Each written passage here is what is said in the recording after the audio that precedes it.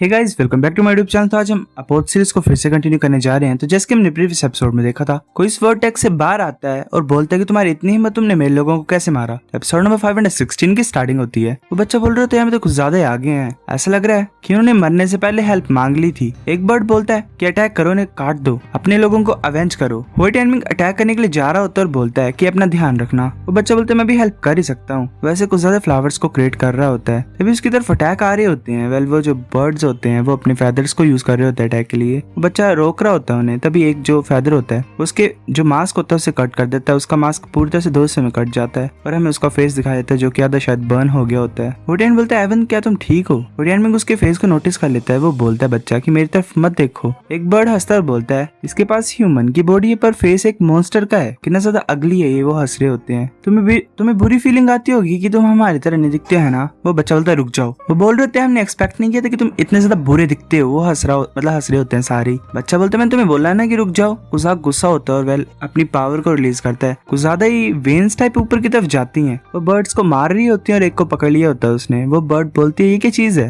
वो बर्ड अपने आप को छुड़ा लेती है और आगे की तरफ वेल फेदर्स भेज रही होती है वोटियानमिंग की तरफ। वोटियानमिंग कट कर रहा होता है उन्हें। वो बच्चा गुस्से से बोलता है तुमने सब कुछ खराब कर दिया, मर जाओ यहाँ पे। वो सारे अपनी वेन्स को उस बर्ड की तरफ भेजता है और उसे खत्म कर देता है। वोटियानमिंग पीछे की तरफ देखता है। वो बच्चा ऐसे रो रहा होता है और नीचे पड़ा होता है। वोटियानमिंग उसकी तरफ जाता है और बोलता है कि तुम्हारी जो इंजरी है वो कुछ ज्यादा सीरियस है, मेरे को देखने दो। पहले उसकी पीठ पे लगी होती है। वो बच्चा बोलता है क्या पे मत आओ, ये अगली है ना मेरा फेस। मेरे को इस तरह देख के तुम भी मेरे डैड की तरह और बाकियों की तरह मेरे को अबेंडन कर दोगे है ना। वेल फिर हमें एक स्टोरी सुनाई देती है जहाँ पे कोई बोल रहा होता है कि तुमने इस तरह के मॉन्स्टर को कैसे बर्थ दिया, मेरी रेपुटेशन पूरी तरह से खराब हो गई है। उसकी जो मदर होती है बच्चे की, वो बोलती है एवन इस मास्क को डाल के रखना अगर तुम बाकी बच्चों के साथ खेलना चाहते हो। जब तुम बड़े हो जाओगे जो तुम्हारी मदर है वो तुम्हें एक्सट्रीम ऑर्चिड गोड सिटी में लेके जाएगी जहाँ पे तुम ऑर्चिड फ्लावर्स को देख सकते हो। तभी हमें दोबारा एक सीन दिखाया जाता है, वहाँ पे बच्चे से पीट रहे होते हैं। एक बोल रहा होता है कि ये बच्चा सैक्रेड हब मर्चेंट फैमिली का नहीं है, ये इतना सा डरावना क्यों दिखता है। ये हैरानी की बात नहीं कि ये हमेशा इस मास्क को डाल के रखता है, ये एक मॉन्स्टर से मार दो। तभी हमें एक और सीन दिखाया जाता है जहाँ पे उसके फादर ने उसे बंद करके रखा होता है और बोलता है वो कि तुम्हारी इतनी हिम्मत, तुमने मेरी बेइज्जती करा दी, अब से तुम हमेशा बेसमेंट में रहोगे बंद रह के। वो बच्चा ऐसे बोल रहा होता है कि मुझे माफ कर दो, मैंने सीक्रेट ट्रेजर के बारे में झूठ बोला था, मैं दोबारा मरने वाला हूँ क्या। मैं हमेशा अकेला रहता था, एज ए ह्यूमन भी मैं अकेला रहा और एज अ डीमन भी मैं अकेला रहा। मैं हमेशा किसी से बात करना चाहता था, मैं भी फ्रेंड्स चाहता था। बट एनिमी उसके सर के ऊपर हाथ रखता और बोलता है कि सब कुछ ठीक है, मैं तुम्हारा फ्रेंड बन सकता हूँ। तो बच्चा बोलता है सच्ची, तुम मजाक नहीं कर रहे, झूठ नहीं बोल रहे हो, तुम मेरे को हेट नहीं करते क्योंकि मेरा इतना ज्यादा बुरा फेस है। बट एनिमी नीचे झुकता और बोलता है नहीं, मैं जरा तुम्हें हेट नहीं करता हूँ। वो बच्चा बोलता है तो जब मेरा नेक्स्ट रिबर्थ होगा क्या मैं तुम्हें फाइंड करने के लिए आ सकता हूँ। ऐसे तो मेरी करंट जो पावर ऑफ फेथ है वो कम है, मुझे पता नहीं कि कितना ज्यादा टाइम मुझे लग जाएगा रिबर्थ के लिए। बट एनिमी बोलता है ठीक है, अगर तुम करोगे ऐसा रिबर्थ लोगे तो मैं पक्का तुम्हारे साथ खेलने के लिए आऊंगा और बात करने के लिए आऊंगा। वो बच्चा बोलता है ठीक है ये डील है। वो वहाँ से गायब हो जाता है। वोटियन में कैसे बोल रहा होता है कि अकेलापन फैमिली, वेल ये थोड़ा सा सैड था, सो सैड। तभी हमें अबिस डीमन रीजन के बॉटम का सीन दिखाया जाता है, फ्रींड ग्रेट होल का। वहाँ पे एक फ्रींड बोलता है कि जो फ्लोटिंग आइलैंड अलायंस के जो लोग हैं वो काफी ज्यादा आ रहे हैं, कुछ ही टाइम बाद वो 3rd स्टेज में पहुंच सकते हैं, एंटर कर जाएंगे वो। दूसरा फ्रींड बोलता है क्या तुम डर रहे हो। पहले वाला बोलता है नहीं। वो पहले वाला फ्रींड बोलता है कि नहीं, मैं बस ये सोच रहा था कि वो ऐसे ही फ्रीली यहाँ वहाँ घूम रहे हैं पर हम सिर्फ अबिस डीमन रीजन में हमेशा के लिए बंद रह सकते हैं, हमारे पास कहीं जाने का ऑफर ही नहीं है। तभी कोई बोलता है कि तुम यहाँ से बाहर जाना चाहते हो, मैं तुम्हें चांस दे सकती हूँ। एक फ्रेंड बोलता है एक वुमन की आवाज। दूसरा बोलता है कि ये कौन बात कर रहा है, अपने आप को दिखाओ। वो जो वुमन होती है वो बोलती है कि मैं सी ऑफ मेडिटेशन से आई हूँ, अगर तुम मेरे साथ कोऑपरेट करोगे तो मैं तुम्हें अबिस डीमन रीजन के बाहर लेके जाऊंगी, टाइम ले लो थोड़ा सा और सोचो इसके बारे में, मैं वापस आऊंगी। एक फ्रेंड बोलता है सी ऑफ मेडिटेशन, कि सच्ची मुझे बाहर निकाल सकती है। तभी हमें दूसरे दिन डोंगफंग क्लैन के ग्रेट हॉल का सीन दिखाया जाता है। टियानजियान बोलते हैं कि सेंट एम्परर जो सी ऑफ फायर रीजन है वो एक स्पेशल जगह है, वहाँ पे एक शॉर्टकट है जो कि 3rd स्टेज में हमें एंट्री दे सकता है। मैं थोड़ा सा और वेट करना चाहता हूँ, मैं और ज्यादा फेमिलियर होना चाहता हूँ अबिस डीमन रीजन से, उसके बाद ही मैं अंदर जाऊंगा। चुनचुन बोलता है कि तुमने अच्छा किया टियानजियान, मैं सही था तुम्हारे बारे में, तुमने ऐसे प्लेस को फाइंड कर लिया अबिस डीमन रीजन में, तुमने कुछ ज्यादा अच्छा काम किया है। मैं टाइक्विंग और बाकियों को बोलूंगा उस मिस्टीरियस रीजन को एक्सप्लोर करने के लिए जो तुमने 2nd स्टेज में फाइंड किया है। वोटियन बोलता है कि शुक्रिया तुम्हारे प्रेज के लिए, मैं यहाँ से चलता हूँ। चुनचुन बोलता है कि हाँ ठीक है बाय। फिर हमें वोटियन की रेजिडेंस का सीन दिखाया था। वहाँ पे वो लड़की बैठी होती है किंग,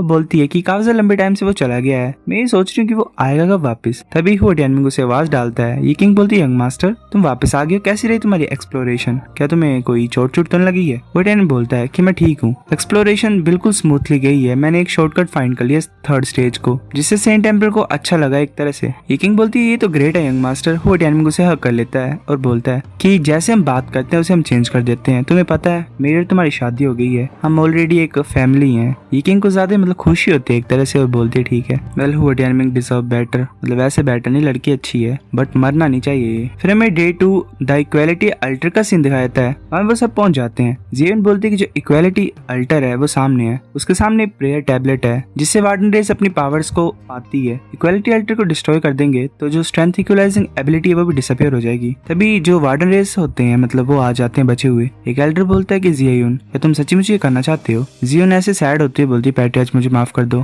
पैट्रियार्च बोलते हैं कि तुम्हें माफी मांगने की कोई जरूरत नहीं है, मैंने भी काफी ज्यादा इसके बारे में सोचा है, शायद तुम सही थे पहले और हम जो ये मेहनत कर रहे हैं इतनी ज्यादा वो सब मजाक है। वोल्डमैन बोलता है कि तुम्हें माफी मांगने की कोई जरूरत नहीं है, मैंने सोचा था पहले काफी ज्यादा इसके बारे में, शायद तुम पहले सही थे और हम जो यहाँ पे मेहनत कर रहे हैं सब कुछ मजाक है। पर अगर हम इतनी ज्यादा आगे आ चुके हैं तो हम गिव अप नहीं करना चाहते हैं। ऐसे तो हम इनसिग्निफिकेंट ही हैं और हमारी किस्मत ऐसे ही है, पर अब हम क्या ही कर सकते हैं। अगर तुम जीत जाओगे तो तुम्हें जीना है, ठीक है, तुम हमारी वार्डन रेस की लास्ट रिमेनिंग ब्लड लाइन बचोगे। पैट्रियार्च बोलते कि सभी जियोन और फूचू को अटैक मत करना, बाकी सब बोलते हैं ठीक है। जियोन ऐसे रो रही होती है। तभी फिर वार्डन रेस अपने लास्ट अटैक के लिए चल पड़ते हैं आगे की तरफ। मिंग भी बोलती है कि ये जियोन को ज्यादा यंग है अभी इस वर्ल्ड के लिए, वो सभी को बोलती है कि फाइट करो। मिंग भी सोच रही होती है कि ये जो वर्ल्ड है पहले से कुछ ज्यादा क्रूअल है, इसमें कुछ नहीं कर सकते। ऐसे वो बचे हुए वार्डन रेस के मेंबर्स को मार रहे होते हैं। एक वार्डन रेस का मेंबर मिंगवी की तरफ स्वॉर्ड की तरफ मतलब स्वॉर्ड से अटैक करने के लिए जा रहा होता है। मिंगवी उसे मार देती है, वो आगे तब जा रही होती है अटैक करने के लिए। तभी कोई बोलता है कि रिंग ब्लेड क्या तुम नोवा रेस से हो? मिंगवी बोलती है कि तुम कौन हो? फूशी वहाँ पे आ जाता है, इतने बुरा नहीं है, तुम मेरे ओपोनेंट हो सकते हो। वो भी उसने भी अपना ब्लेड निकाला होता है। वो दोनों एक दूसरे की तरफ देख रहे होते हैं। फूशी अपने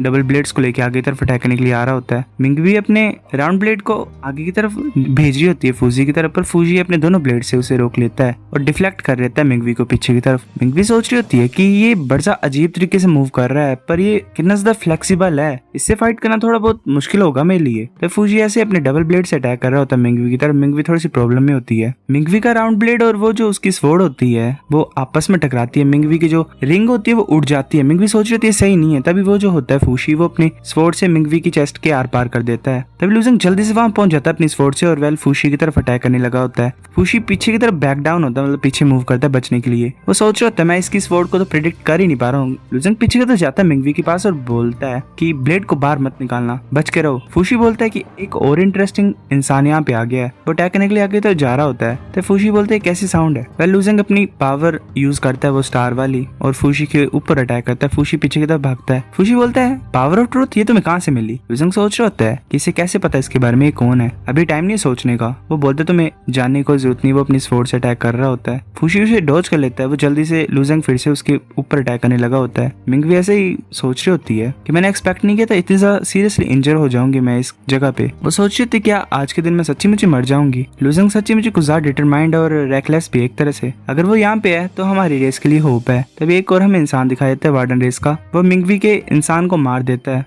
और बोलता है तुम भागना चाहते हो? अगर तुम यहाँ पे अटैक करने के लिए नहीं आए होते हमारे ऊपर तो मैं नेक्स्ट पैट्रियार्च बन गया होता वार्डन रेस का। तभी कोई इसके ऊपर रस्सी से मतलब फेंकता है रस्सी उसकी गर्दन पे। जो वार्डन रेस का इंसान होता है वो उस रस्सी को अपने हाथ मतलब स्वॉर्ड से कट करने लगा होता है। तभी कोई इसके हाथ को कट कर देता है। वैसे नीचे पड़ा होता है। तभी यान लाइवा में पहुंच जाता है और बोलता है कि काफी लंबे टाइम बाद हम मिल रहे हैं। वार्डन रेस का इंसान बोलता है तुम? वो बोलते है तो तुम? यान लाई बोलता है कि अच्छा तुम्हें मैं याद हूँ, मैं हमेशा प्लान बनाता था लोगों के पीछे, मैंने एक्सपेक्ट नहीं किया था कि तुम मेरे को यहाँ पे अपने हाथों में नचाओगे। मुझे बताओ कि स्ट्रेंथ इक्वलाइजिंग एबिलिटी को कैसे रिमूव करते हैं? वो बोलता है कि तुम क्या सोच रहे हो मैं तुम्हें बताऊंगा। यान लाई उसके दूसरे हाथ को भी काट देता है। वो बोलता है कि तुम हाँ काफी सब बात कर सकते हो, चलो और ज्यादा सफर करो। वो गुस्सा होता है। फिर हमें कुछ टाइम के बाद सीन दिखाया जाता है। यान लाई बोलता है कि मैंने सोचा था कि जो वार्डन रेस है वो कुछ ज्यादा डिटरमाइंड होगी, पर वो भी दर्द को नहीं सह पाई, मतलब इसने कुछ ज्यादा ही टॉर्चर किया है। वो जा रहा होता है वहां से और बोलता है कि एक जो बॉडी होती है बिना कल्टीवेशन के वो कुछ ज्यादा कमजोर होती है, बस कुछ ही स्लैशेस और तुम मर गए। फिर हमें उसके बाद टूटे हुए और फटे हुए शरीर का मतलब सीन दिखाया जाता है। वाओ ये भी वैसे मरेगा।